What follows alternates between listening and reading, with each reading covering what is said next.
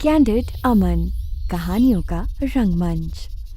पिछले भाग में आपने सुना, अगली सुबह वेदिका ने आंखें खोली तो देखा कि एसआर उसके बेड के करीब खड़ा उसे घूर रहा था। इतनी इंटेंस नजरें देखकर वो घबरा कर उठ गई। एसआर ने उसके पैर की ओर इशारा करके उसका हाल पूछा। वैदेही को कल की अपनी नकली चोट याद आ गई। उसने कहा कि दर्द अभी भी है।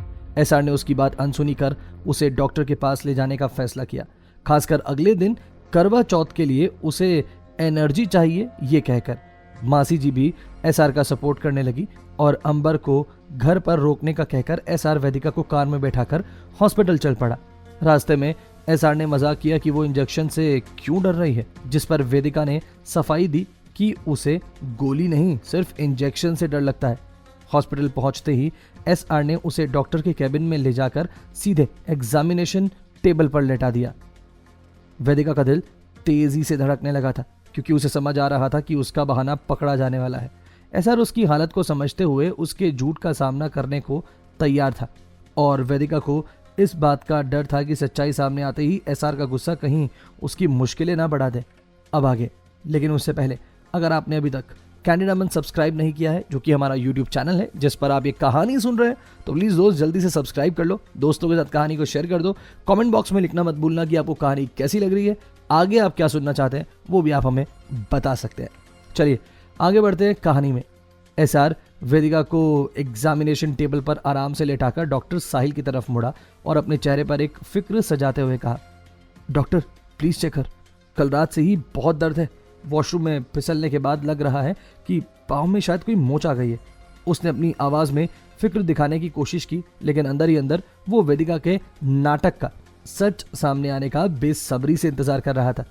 डॉक्टर साहिल ने उसे तसल्ली देते हुए कहा, यू जस्ट रिलैक्स संकल्प, मैं देखता हूँ। वेदिका ने देखा कि डॉक्टर साहिल अब उसकी तरफ आ रहे हैं। उसकी सफ़ेद कोट और गले में स्टेथोस्कोप देखकर उसके दिल की धड़कनें तेज हो गई। वो जानती थी कि ये एग्जामिनेशन उसकी नाटकबाजी को बेनकाब कर देगा। डॉक्टर ने धीरे से वेदिका के पाँव के बैंडेज हटाई और मुस्कुराते हुए पूछा, तो बताइए दर्द किस तरफ है आपको? क्या प्रेशर डालते ही तकलीफ हो रही है? वेदिका ने थोड़ी घबराई आवाज में बोला, जी हाँ, दर्द काफ़ी है, काफ़ी तेज़ है। प्रेशर डालने में काफ़ी तकलीफ होती है। उसकी नज़रें बार बार एसआर की ओर जा रही थी, जो ध्यान से सब देख रहा था, जैसे वो जानता हो कि वेदिका नाटक कर रही है। कुछ ही देर में डॉक्टर साहिल ने अपने अटेंडेंट से नर्स को अंदर बुलाने के लिए कहा। नर्स के आने पर डॉक्टर साहिल ने ऑर्डर दिया, मैडम के लिए व्हील चेयर लाओ और इन्हें एक्सरे रूम में लेकर जाओ, पाँव का एक्सरे होगा, जल्दी रिपोर्ट्स मेरे पास लाओ। ये सुनकर वेदिका के चेहरे की रंगत उड़ गई। उसे पता था कि एक्सरे में उसकी मोच का असली हाल सामने आ जाएगा। वहीं एसआर के चेहरे पर सुकून भरी मुस्कान थी, जैसे उसके मन की बात पूरी होने वाली हो। वेदिका को उठाते हुए उसने इस बार व्हील चेयर पर बैठा दिया और फिर हल्के से उसके सर पर हाथ फेरते हुए उसे हल्के से मुस्कुराते हुए कहा, बस कुछ ही देर की बात है, फिर सब सच सामने आ जाएगा। वेदिका ने थोड़ा सकपकाते हुए पूछा, सच मतलब? एसआर ने मुस्कुराकर जवाब दिया, मेरा मतलब है तुम्हारे पाँव की चोट का सच। पता चल जाएगा चोट कितनी गहरी है। उसके इस जवाब ने वेदिका को और डरा दिया। वो नर्स के साथ एक्सरे रूम की तरफ गई, जबकि एसआर आराम से कुर्सी पर डॉक्टर साहिल के साथ बैठकर बातें कर रहा था। कुछ ही मिनटों बाद नर्स वेदिका को वापस ले आई। उसकी आंखों में डर साफ झलक रहा था और एसआर उसकी हालत देखकर अंदर ही अंदर हंस रहा था। वेदिका ने वापस आते ही पूछा, अब रिपोर्ट्स कब मिलेंगी डॉक्टर साहिल? डॉक्टर साहिल ने मुस्कुराते हुए जवाब दिया, बस कुछ ही देर में। उसके बाद ही हम असलियत जान पाएंगे कि आपके पाँव में वाकई चोट है या कुछ और। एसआर ने चुटकी लेते हुए कहा, हाँ सच ही तो सामने आना बाकी है ना यार। मेरी जान तुम रिलैक्स हो जाओ, कुछ नहीं है। कुछ ही वक्त में एसआर के हाथ में वेदिका की एक्सरे रिपोर्ट थी और डॉक्टर साहिल उसकी रिपोर्ट्स समझा रहे थे। एसआर के चेहरे पर जानबूझकर चिंता का भाव था। उसने रिपोर्ट्स को गौर से देखते हुए डॉक्टर से पूछा, तो डॉक्टर साहिल ये मामूली चोट नहीं है? डॉक्टर साहिल ने भी एसआर की इस चिंता का मान रखते हुए थोड़ा गहरी आवाज में कहा, नहीं संकल्प, ये चोट मामूली नहीं है, बल्कि हेयर लाइन फ्रैक्चर है और हमें इसे हील करने के लिए कम से कम 8 हफ्तों की जरूरत है। एसआर ने ड्रामेटिक अंदाज में वेदिका की तरफ बड़ी बड़ी आंखों में देखते हुए मुस्कुराते हुए कहा, वेदिका देखा, जिसे तुम मामूली चोट समझ रही थी वो इतना बड़ा फ्रैक्चर निकला है। वेदिका जो पहले से ही एसआर के इस गेम में उलझ चुकी थी, अपने चेहरे पर फर्जी दर्द के भाव लाने की कोशिश करती रही। उसने हिचकिचाते हुए धीरे से कहा, लेकिन मुझे तो वो ज्यादा दर्द नहीं है, शायद थोड़ी सी चुभन है बस। एसआर ने भी वेदिका की इस जवाब पर बड़ी ही मासूमियत के साथ लेकिन मन में शरारती लहजे में मुस्कुराते हुए डॉक्टर की ओर देखा और कहा, सी डॉक्टर साहिल, वेदिका को तो चोट का अंदाजा ही नहीं है और मैं कल रात से इसकी फिक्र में जगा हुआ हूं। डॉक्टर साहिल ने एसआर का इशारा समझते हुए थोड़ा गंभीर लहजे में कहा, वेदिका भाभी, ये फ्रैक्चर है, हमें आपके पाँव में प्लास्टर करना पड़ेगा ताकि ये सही से हील हो सके। वेदिका का चेहरा इस बात पर हैरानी और घबराहट में ढल चुका था। उसने डॉक्टर की ओर देखते हुए बोला, डॉक्टर साहब, मुझे सच में प्लास्टर की जरूरत नहीं है, मैं तो खुद ही बेहतर महसूस कर रही हूँ। लेकिन एसआर, जो इस मौके का पूरा फायदा उठा रहा था, उसने बीच में टोकते हुए कहा, वेदिका, डॉक्टर ने कहा तो मान लो ना, ये डॉक्टर है और इन्हें ज्यादा अच्छे से पता है कि कैसे हील करना है। सिर्फ 8 हफ्ते की तो बात है, और वैसे भी जब तक तुम ठीक नहीं हो जाती, तुम्हारा ये पति तुम्हारा पूरा ख्याल रखेगा। अब डॉक्टर ने अपने चश्मे के ऊपर से वेदिका को हल्की हंसी के साथ समझाते हुए कहा, भाभी, अब कम से कम 8 हफ्तों तक आपको भूलना पड़ेगा कि आपके पास 2 पाँव हैं। ऐसा प्लीज़ इसका ध्यान रखना, और कोई भी उठने बैठने का काम ये नहीं करना चाहिए, और कोई भी हार्ड वर्क या उठने बैठने का काम ये अकेले नहीं करेंगी। एसआर ने फौरन बात को पकड़ते हुए कहा, तो इसका मतलब है कि अब मुझे ही तुम्हारे सारे काम करने होंगे, तुम्हें नहाना, खिलाना, और अब तुम्हारी पढ़ाई का भी क्या होगा यार?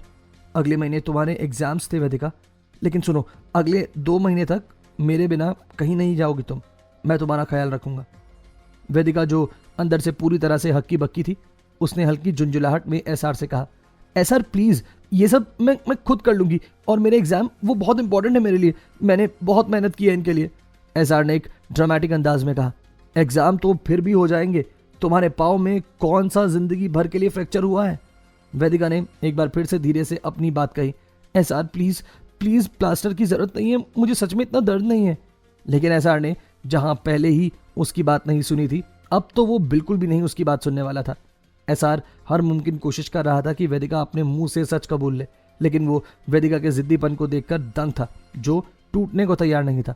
एसआर ने जब डॉक्टर साहिल की तरफ इशारा किया कि सच में वेदिका के पाँव में प्लास्टर करने की तैयारी की जाए, डॉक्टर साहिल ने एक बार फिर से आईब्रो उचकाते हुए एसआर की तरफ देखा, और फिर एसआर की आंखों का इशारा पाते ही उसने नर्स को ऑर्डर दिया, नर्स प्लीज जाओ और प्लास्टर की तैयारी शुरू करो, वेदिका मैडम के पाँव में प्लास्टर करना है। नर्स भी सर झुकाए वहां से जा चुकी थी। अब वेदिका के सर पर तलवार लटक चुकी थी। जब वेदिका ने एसआर से कहा, एसआर मुझे आपसे कुछ जरूरी बात करनी है, एसआर ने मुस्कुराते हुए वेदिका से कहा, हाँ बोलो ना मेरी जान। वेदिका ने डॉक्टर साहिल की तरफ इशारा करते हुए कहा, मुझे अकेले में बात करनी है एसआर। वेदिका की बात सुनने के बाद एसआर ने डॉक्टर साहिल की तरफ इशारा किया कि अब वक्त आ गया है। डॉक्टर साहिल वहां से उठकर बाहर चले गए। इधर अब डॉक्टर साहिल के रूम में सिर्फ वेदिका और एसआर थे। एसआर धीमे कदमों से एग्जामिनेशन टेबल के करीब आया, जहां वेदिका घबराहट में लेटी हुई थी। उसकी बेचैन सांसें, उठते गिरते दिल की धड़कनें साफ बता रही थी कि वो किसी बड़ी बात को कबूलने वाली है। एसआर ने कर्टन को बंद किया और उसके ऊपर झुककर अपने दोनों हाथ टेबल के दोनों किनारों पर टिका दिए, जिससे वेदिका को कोई रास्ता ही नहीं बचा। एसआर की आंखों में शरारत और सख्ती का अजीब सा मेल था। वेदिका ने उसकी घूरती नजरों से घबराते हुए कहा, एसआर मुझे आपको कुछ बताना है।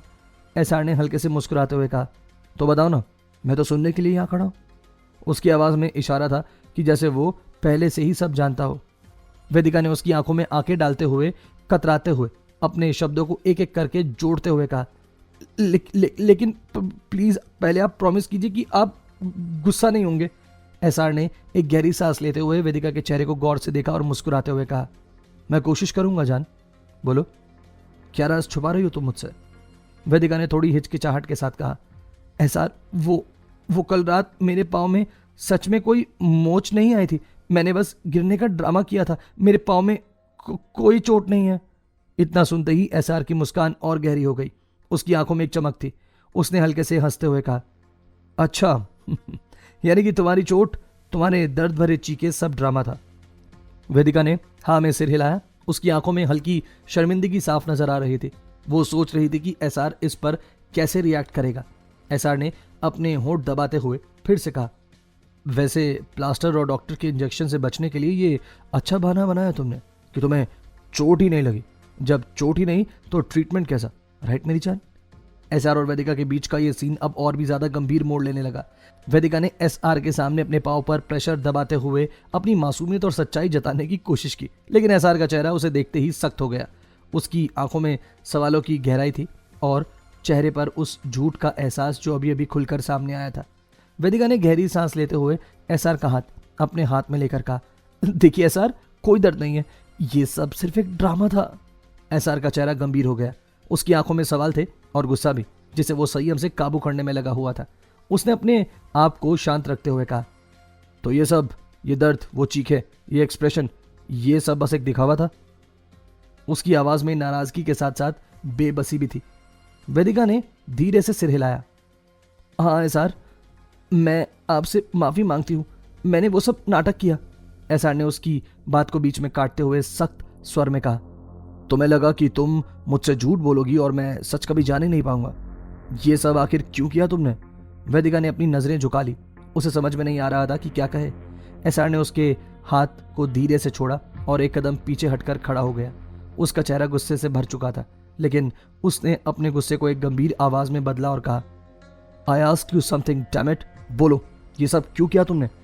इस तरह का झूठ ड्रामा करने की आखिर क्या जरूरत पड़ गई तुम्हें? मुझे ये सब करने के पीछे की वजह बताओ। वेदिका ने घबराते हुए कहा, नहीं एसआर, मैं आपसे डर गई थी, आपके गुस्से से, आपकी इंटेंसिटी से। मुझे लगा था कि अगर आप दूर रहेंगे तो शायद।